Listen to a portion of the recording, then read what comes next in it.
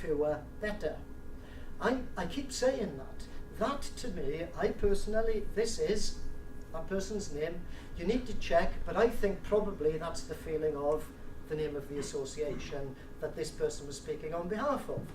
Without breaking confidences, and of course I get excited at that point, without breaking confidences, I mean, of course, around the deleted name of another association this person's involved with, around that board table, we've talked about the Institute of Event Management, and we just don't know what it is. We're saying, well, it's been mooted for ages, why not use what's wrong with the Chartered Institute of Marketing, for example? We're part of marketing. Why not graft us on as part of that? Now, the sentence, the last part, of course, we are part of marketing, is part of the construction of the identity. And it's saying we're part of marketing. All right. So event management then is part of marketing. It doesn't have a distinctive identity, and certainly not in the case of this person. And of course you and I know that lots of people in other associations, if you take some of the arts and the festival ones, say, we're not part of marketing. Goodness, you're joking, aren't you? We're part of the arts, we're part of enriching people's lives, we're part of something different. So for me, in conclusion, it's hard to imagine a professionalised sector in any meaningful sense.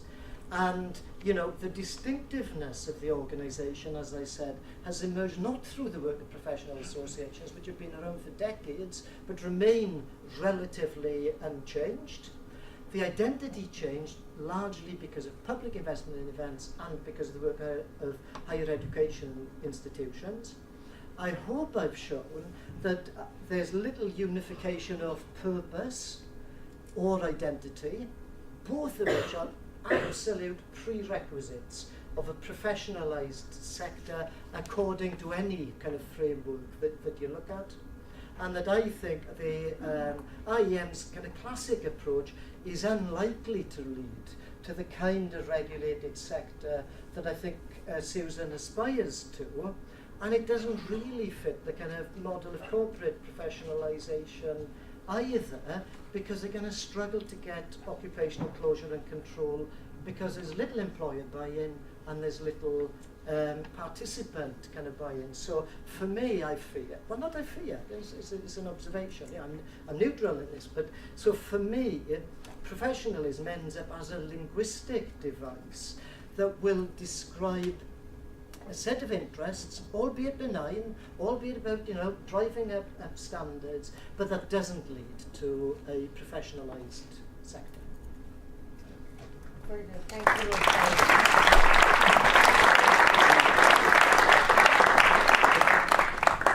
Wow. I think we could be in a very interesting debate. Yeah, good night, Carl.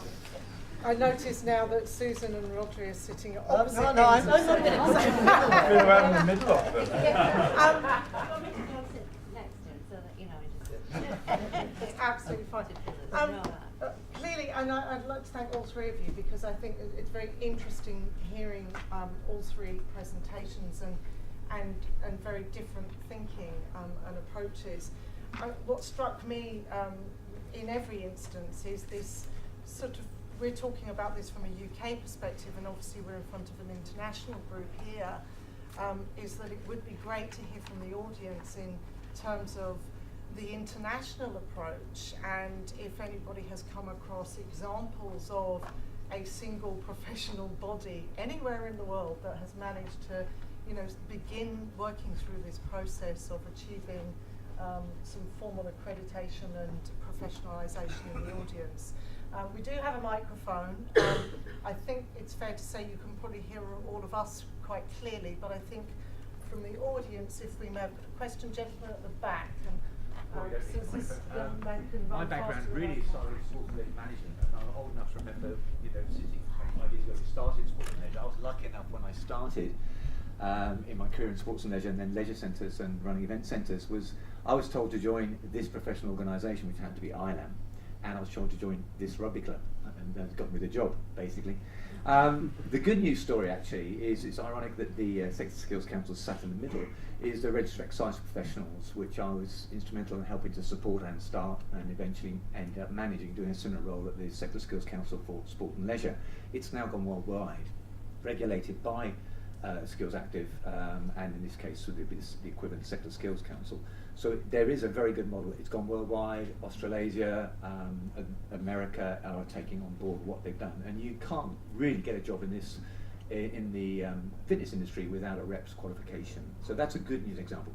The bad news example is, unfortunately, my professional organisations, I have been members of both ILM and ISRM for 20 odd years now. Sad to say that literally, it's interesting, the other speaker said you need a crisis, or in the sporting world, the crisis happens today, because in fact there was today I was sort of split loyalties into, I wanted to be here, but also there was a crisis meeting after the chief executive was sacked from SimSpa in the last 2 weeks, so this is how not to do it, if you like, where ISRM and ILM have been loggerheads, and Rhodri eloquently mentioned about the various professional organisations of the word of warning battering heads together, and there's been a lot of politics, a lot of blood, too much blood.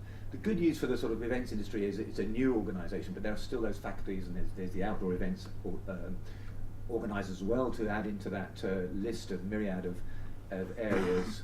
But you know, it's not a good news story. And in fact, if you can use the crisis from the sports and leisure world, where basically, and it's sad, you know, I should be going for my fellowship and have the qualifications and background to sort of go for it, but I'm sort of sitting on the fence thinking why. So I don't want to be in that situation in 10 years' time.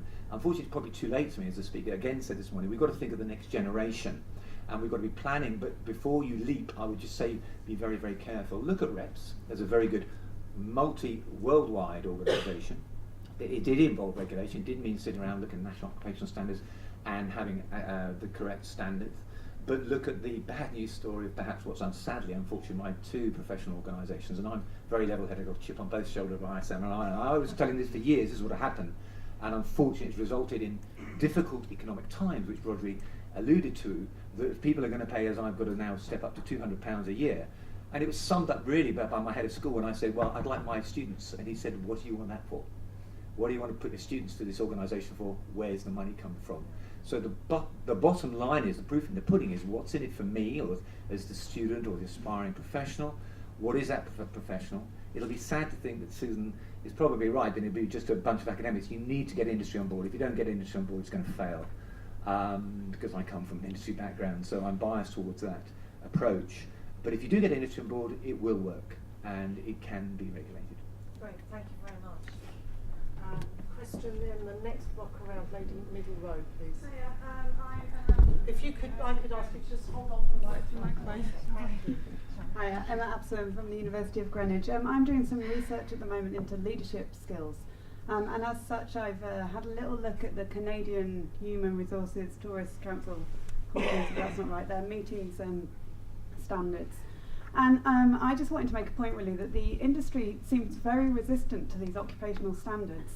When I am showing them in these primary research that I'm doing in my interviews, I'm showing them the standards, and what they're saying is they're very, very accurate, but they find them very constraining, and they find them very, it doesn't define what they believe they're doing. I think that's just because event managers see themselves as being personality-led, so their job is all about them as a person, and these occupational standards really don't bring that across. And I just wonder whether the panel had any kind of thoughts on how you engage an industry which, from my admittedly very small sample, seem to be quite resistant to the idea of standardisation. Would like to respond to that. Any thoughts? I think it's about making it relevant. I think if you stick a NOS in front of an employer, I think they'll run. But actually, if you can use the national occupational standards behind something else which is more relevant to them, I think they're much more likely to engage. So to give you an example, we've created a careers website which is called UKSP, UK Skills Passport, and actually within that website there's the career ladders and explaining about what different roles are. Actually, NOS is underpinning all of that behind them. Now, actually, the industry are getting more and more engaged into really understanding what they need, not necessarily on qualifications terms, but just thinking about, okay, if I'm writing a job spec, actually, what is it we're looking at? and therefore what am I looking, where are my managers not having those skills? Because actually the one crisis issue on it has been the fact that given the economic downturn, the industry are really waking up to the lack of skills in some of their workforce, particularly their managers. So they are much more aware, but actually they're using this much more readily than we would if we'd stuck the NOS in front of them. It's the same thing, but the wording's probably friendlier. And the one criticism that government's making of NOS, which to be fair is ironic given it's their fault, but it's like that, is that they are too detailed. You know, they do sort of get laboriously going to, and I know the Canadian model's not dissimilar to ours. So there will be a move as we go forward to make them much more sort of overarching, and hopefully then I think the perception is less confining. I think one observation I would make in that, you know, I've also come from industry and worked in commercial agencies globally, working for big corporates like IBM and Cisco and so on, is that there is no common language. And I think that is often a barrier to entry and to driving that collaborative communication, because I think that even looking at the you know, the conference program for me is it's great, it's a wonderful program and very in depth. I know a lot of people in the industry commercially would take a look at that and go, ooh, you know, it's academic, you've got abstracts and posts and everything else. That's very much a necessity of this group, by the way, but we're not all, the government bodies aren't all speaking the same language either, so we're putting all these extra silos in place, and that's just something that I'd like to share. You know, but part of the answer, I think, is to recognise that you know, organisations have vested interests, occupations have potentially vested interests, and there are power interests at play. So individuals and individual companies will make a decision, which is, well, if I support this, what's likely to be the benefit for us? And and so in some cases, where there's a lot of fragmentation, actually we do need to get together to advance our sector. And in other cases, people take the view, which I think is what's happening in events, that actually we can do this. We can do some of this. So what you end up with is professional associations in professionalised sectors are power brokers, whereas in events, and I would extend it into tourism and others, actually they're not. You know, these are well-meaning people with a genuine interest in promoting standards, but actually won't end up enhancing the status of the sector, and without enhancing the status of the sector by generating buy-in, actually nothing really changes. It remains a small club of people who are really trying to do a good job. Interesting. Any other questions? We've still got a good 10 minutes to run, so just from a second, thank you very much. Sorry. Okay, thanks. Alan Jepson, University of Hertfordshire. So with professionalisation, will standardisation also come forward? And will this lead to a kind of standardisation of event management programmes when that surely is a strength, you know, of the UK provision? Susan, I think that's something that I'd like to ask you to address in the first instance. When you say, I just actually need to go back to you, Alan, if you don't mind, to say, when you talk about standards, do you mean that all the universities should be offering the same programmes, or do you mean that the standard of the offering is the same? Because I know that there are many universities who are actually offering developing different specialisms, which I think is important. As I've always said, you know, management is the discipline, so we can't, you know, there are standards out there for management at every level, and they're on the framework, so that's pretty sacrosanct. However, it's building around those, you know, the events knowledge is the thing, and how you standardise that. It's something for Martin. I think we've got to divorce standards from qualifications, training programs, because at the end of the day, they're there to do a particular task. They're there to train somebody in a particular body of knowledge or a particular skill. So just because there's some consensus around standards which might be looser, there could be a core, but there's also flexibility around particular industries or particular localities. I don't think it'd be really dangerous if that meant complete standardisation across what's available in training. I think, and this is the point I sort of alluded to in my presentation, we need to sort of really get away from this thing that the standards are there underpinning the qualifications and everything else, because actually that's where it all goes wrong, because then you just get people saying, actually that's not what I want this and that. But actually if there is a consensus around what that standard is, I think that's well and good, as long as it's not constraining any of that individuality. But I certainly don't think it should mean standardisation of training and what's on offer nature. Absolutely. There was another question. Perhaps I can just pick up on the purple guide also, because that is a standard of practice which has to be adhered to, certainly in the UK in terms of HSE. And so there are certain parts which are there as statutory activities which have to be followed. Hi, my name is Deborah Breiter. I'm from the Rosen College of Hospitality Management at the University of Central Florida. And I just really want to make a observation. I think that event management as a discipline, and I'll just call it a discipline as opposed to profession or occupation, is sort of where hotel management was in the 1970s. It was emerging, it was new, people didn't understand that this was a true profession, that you really had to know something to manage a hotel or manage a restaurant. I think that's where we are now. And I really think that the academics have a huge role to play in making people understand that there is truly an event management body of knowledge. The MBOC, I don't know why the MBOC never moved as far forward as it should have, and why people are not paying as much attention to the work that MPI has done with the MBEX model, because regardless of what type of an event you are producing, you have to go through a very similar process. And then you can get into what is different about a sports event, what is different about a trade show or a trade fair, what is different about a festival, cultural festival, music festival, food festival. So you can have those separate tracks within this body of knowledge that is event management. And I really think that it is up to us as educators to put that forward and to talk to all of our associations. We're all involved with various associations, and we have to try to make the case. Then they all want our students. They desperately want our students. They want them to be members while they're students. They want them to be members when they're in the business world. So if we can connect to them, and that's really our job, because they're not going to come to us. And it's very, very fragmented.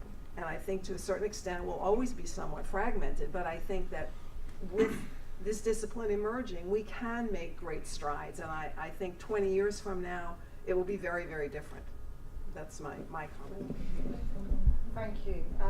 If I go to Rhodri and then Sam just immediately in front. Just quickly, sort of two parts of that. I think the first part, you were spot on in terms of how occupations become narrated into professionalised occupations, which is that there's a body of knowledge, that there's this, it does work, it's this, it's that and the other.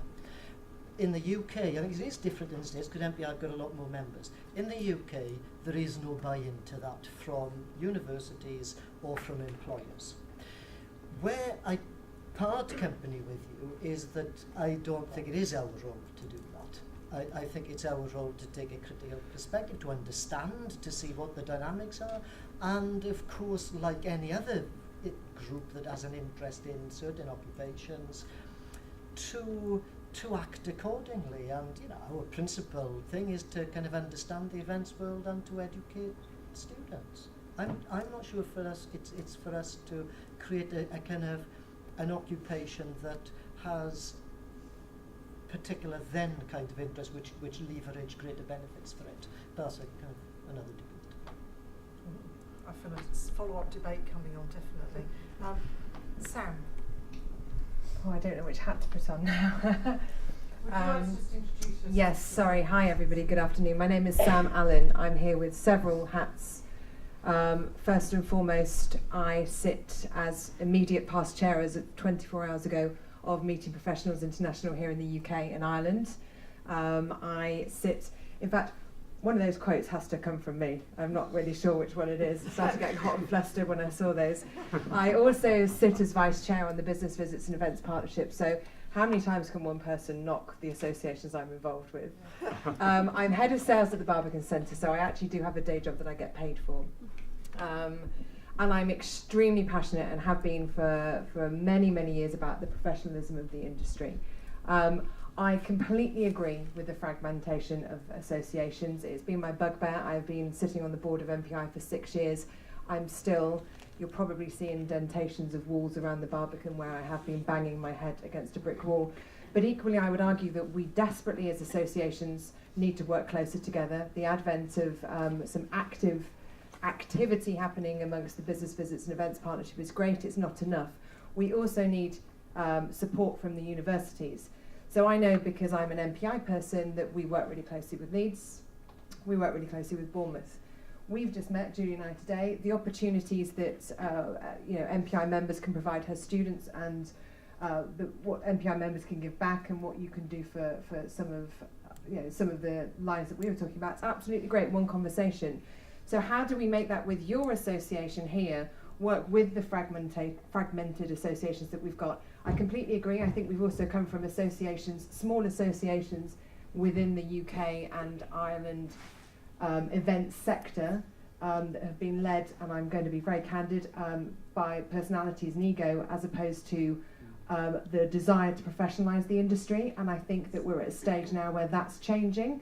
And I think it's a point where it's almost critical with the association heads that I see coming through over the next couple of years to bring something together, whether it's an institute of event management, I'm really not sure, but I think there is something that is needed where we can all tackle and not be volunteers, not have other alternative day jobs, and have a body of knowledge that you can access, so that you know that MPI is the association to go to if you want certification that's already existing, MBEC, CEUs, certificate of meeting management for professional standards after academia, whereas HBAA is somewhere where you might want your students to learn about the agency world, and so on and so forth.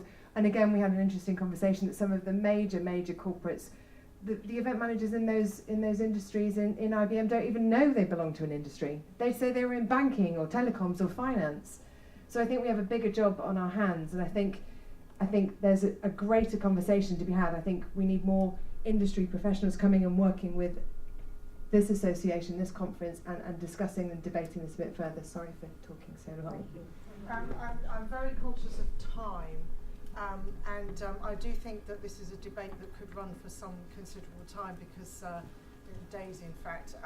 We've got time over drinks and coffee breaks and all sorts of things, and Caroline's giving me the signal to say I have to finish on time. So I would like to say it's clear that this is a very hot topic, and there isn't an easy answer.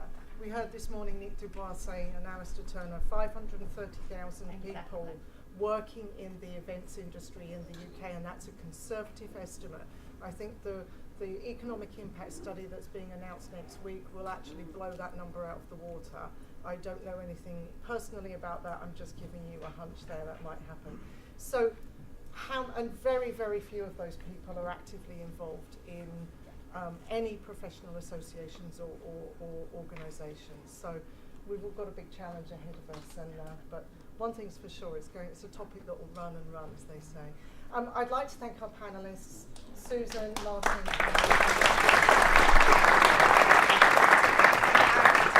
and also thanks to you for some great questions and for such enthusiastic participation after lunch. Thank you. And of course, thank you to Sue for chairing that session really well. A very hot debate that we will carry on Friday, where we have the association panel, where we can't fit them all on the front row, so we'll have the audience as well. So why aren't you one body would be the question. So thanks very much. Excuse me, before you go, would you please very kindly check that you have your own bag?